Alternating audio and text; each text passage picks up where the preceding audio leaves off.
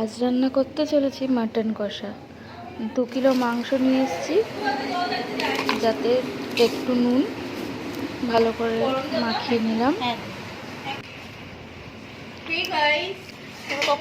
অন্য একটা প্রেশার কুকারে একটু হলুদ নিয়ে নিয়েছি। এবার নুন মাখানো মাংসগুলো এর মধ্যে সবটা দিয়ে দেবো। আমি নিয়ে নিচ্ছি,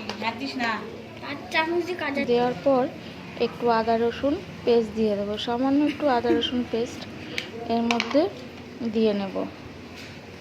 1 ইঞ্চি আদা আর 1-1.5টা রসুন দিলেই হয়ে যাবে। নিয়ে এটার মধ্যে পুরো মাংসটাই দিয়ে দেব। দেওয়ার পর ভালো করে ওটাকে একটু মাখিয়ে নেব জলের সাথে। মাখানো হয়ে গেলে সামান্য একটু তেল দিয়ে দেব ওপর দিয়ে। তেল দেওয়ার পর আর চর্বিগুলো আলাদা করে রেখে দেবো। প্রেশার কুকারে চর্বিগুলো দিলে চর্বিগুলো গলে যাবে। প্রেশার কুকারটা আটকে নিয়েছি। আটকানোর পর এটা গ্যাসে দিয়ে দেব, 3টে সিটি দেব। অন্যদিকে একটু আদা, একটু রসুন, একটু লঙ্কা আর একটু পেঁয়াজগুলো কুচি কুচি করে নেব। আলুগুলো ছাড়িয়ে এমন করে কেটে রাখবো। প্রেশার কুকারে সিটি পড়ে গেছে, জলটা একটু বেশি হয়ে গেছিলো, তার জন্য এমন করে ছিটে পড়ে গেছে। আলুগুলো ভালো করে ভেজে নেব, লাল লাল করে ভেজে নেব। আঁচটা বেশিই থাকবে, আঁচটা হাই দিয়ে আলুগুলো ভালো করে ভেজে নেব লাল লাল করে।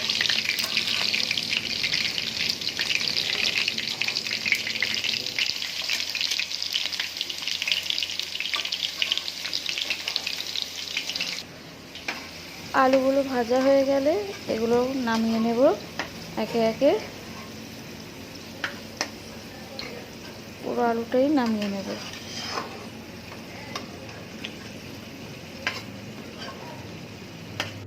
ওই তেলেই পেঁয়াজ দিয়ে দেবো। ওই কুচো করে রেখেছিলাম যেই পেঁয়াজগুলো, কুচি করা পেঁয়াজগুলো সেটার মধ্যে দিয়ে দেবো। তেলের মধ্যে দিয়ে ভালো করে একটু টাইম দিয়ে ভেজে নেব।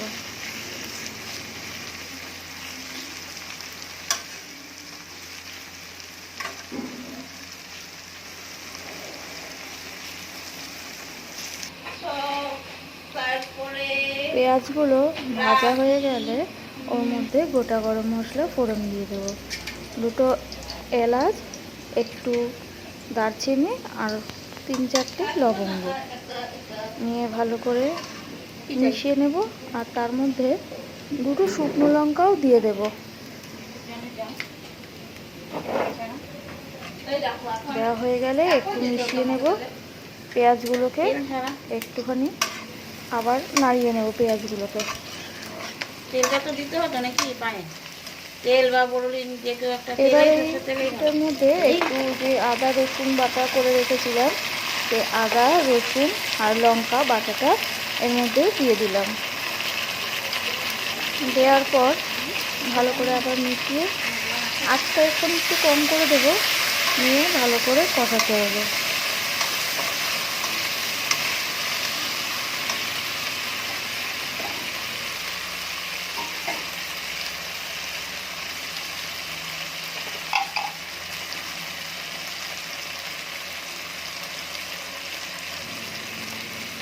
সমস্ত আদা রসুন বাটাটা ভালো করে দিয়ে ওটার মধ্যেই ওই বাটি ধোয়া জলটা সামান্য একটু অ্যাড করব। আঁচ কমিয়েই ভালো করে কষাতে থাকবে। আর মাঝে মাঝে সামান্য অল্প অল্প করে গরম জল দিতে থাকবে, যাতে নিচে না লেগে যায় মশলাটা।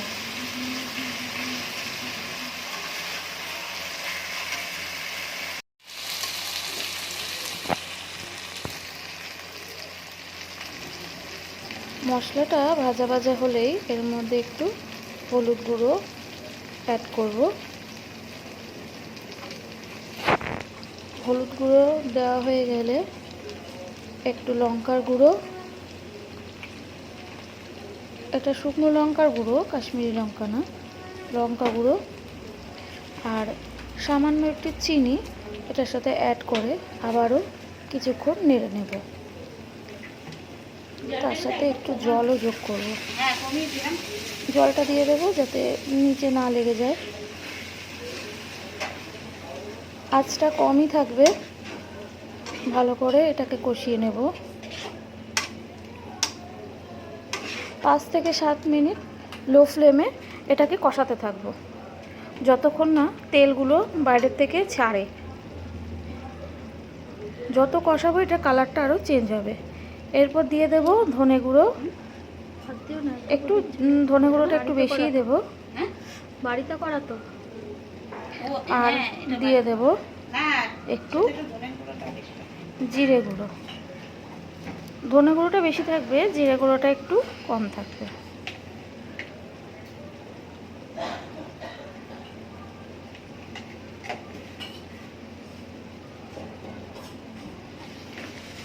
মশলাটা নেড়ে আবারও সামান্য একটু গরম জল দিয়ে দেব, দিয়ে একটু আঁচটা বাড়িয়ে দেব, বাড়িয়ে দিয়ে আবারও বেশ খানিকক্ষণ কষাতে থাকবো মশলাটা।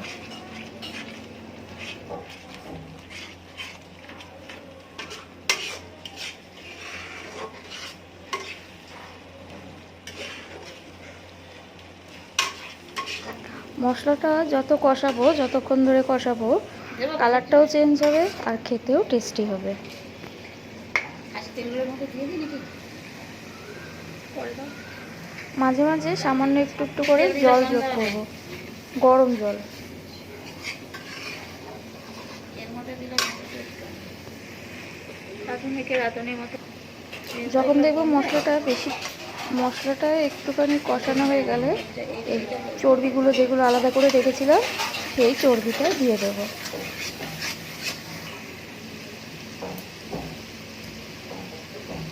কতটা তেল দিয়েছে কে?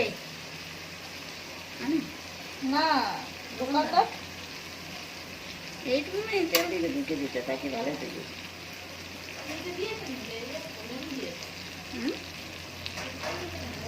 আলাদা করে তুলতেই গেলাম।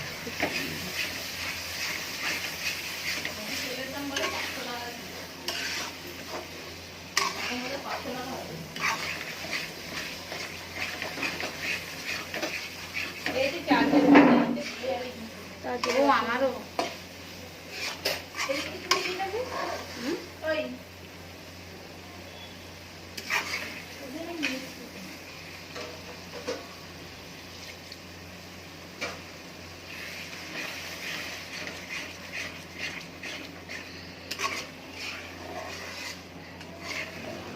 মশলার কালারটা অনেকটাই চেঞ্জ হয়ে গেছে। এবার সেদ্ধ করা মাটনগুলো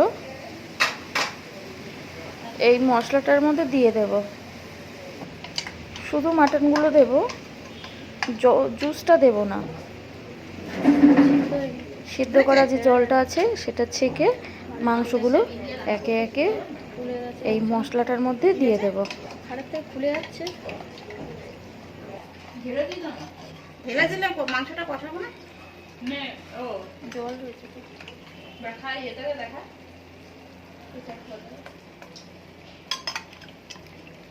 দেবো এক পিস, ঢেলে নিতে পারো। ইয়ে করবে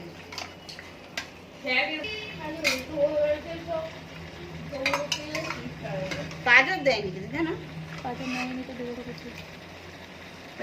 তিনটে হাত দেয়নি তো, পাওয়ার কলা নিয়ে এসছি। নরম মাংস, সলিড সলিড মাংস, পিস।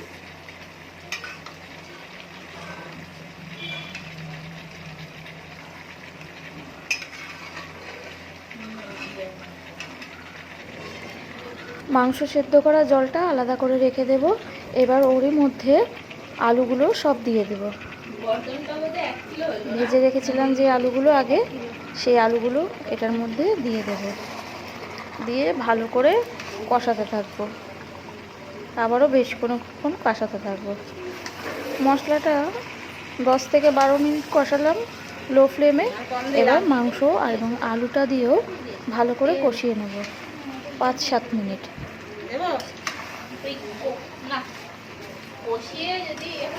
নিচে লেগে গেলে মাঝে মাঝে একটু জল দিয়ে নেব। এরপর দিয়ে দিলাম সামান্য একটু গরম মশলা।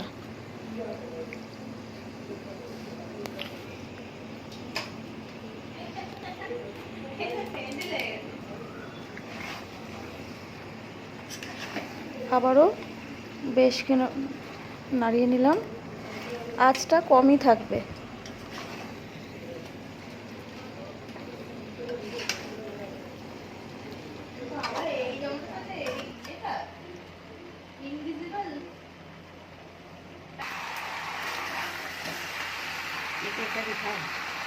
না না দিয়ে দাও।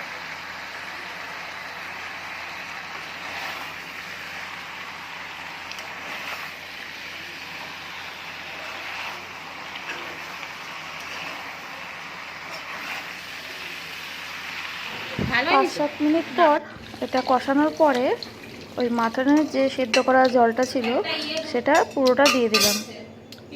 আর ঝোল রাখার জন্য যদি একটু জল দরকার হয় তাহলে এক্সট্রা একটু গরম জলও অ্যাড করা যাবে। আমি এখানে ঝোলটা একটু রাখবো বলে এখানে একটুখানি গরম জলও দিয়ে নিয়েছি।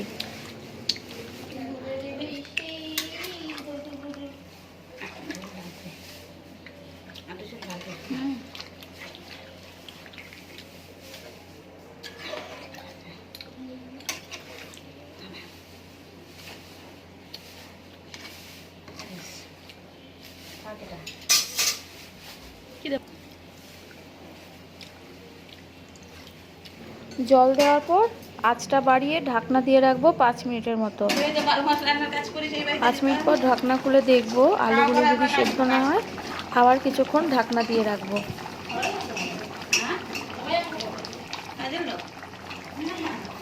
যেহেতু মাংসটা সেদ্ধ করে নিয়েছি প্রেসার কুকারে, তাই মাংসগুলো সেদ্ধ হয়ে আছে। এবার দেখে নিতে হবে আলুটা সেদ্ধ হয়েছে কিনা। আলুটা সেদ্ধ হয়ে গেলেই আমরা এর মধ্যে একটু গরম মশলা অ্যাড করব। সামান্য একটু গরম মশলা, কারণ আগেও দিয়েছি। গরম মশলা দিয়ে ঢাকা দিয়ে নামিয়ে রাখবো। আর একটু ঘিও দেব। ঘি গরম মশলা দিয়ে আঁচটাকে কমিয়ে বলতে বন্ধ করে ঢাকা দিয়ে রাখবো। কিছুক্ষণ পরে ঢাকনা খুলে পরিবেশন করব গরম গরম ভাতের সাথে মাটন কষা।